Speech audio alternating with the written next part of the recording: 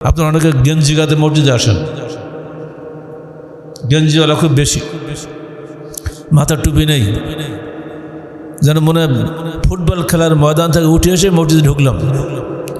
ওঠার সময় দেখলাম একজন গেঞ্জির পিছনে মান্তাসা, অনেকে ইংরেজি লেখা থাকে, আর প্রায় ওই ইংরেজি, ইটালি, কী সব ভাষা আছে আমরা নিজেরাও বুঝি না। এইসব লেখা গেঞ্জি আপনারা কিনছেন আর গায়ে দিয়ে আসতেছেন মসজিদে, আপনি বুঝতেছেন না যে আপনার পিছনে যে মুসল্লিটা আপনার ওই গেঞ্জি লেখা পড়তেছে তার না সালাত বাতিল হয়ে যাচ্ছে, কারণ তার নজরটা চলে যাচ্ছে ওদিকে, তার মনোযোগ বিচ্ছিন্ন হয়ে যাচ্ছে না। সাবধান, এই গেঞ্জি পরে কেউ মসজিদে আসবেন, এই গেঞ্জি আপনার বাজারে কিনবেনই না। টোটালি গেঞ্জি হবে সাদা, জামাটা হবে সাদা, কোনো সমস্যা নেই। আজ গেঞ্জি কিনবেন হাতাওয়ালা, স্যান্ডো গেঞ্জি বাদ দিবেন।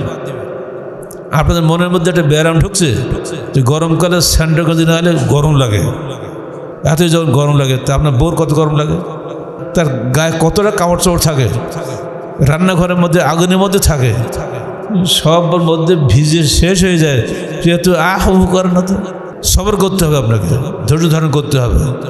ভদ্র পোশাক পরবেন, ভদ্রভাবে চলবেন, ভদ্রভাবে আল্লাহর সামনে মাথা অবনত করে দিবেন।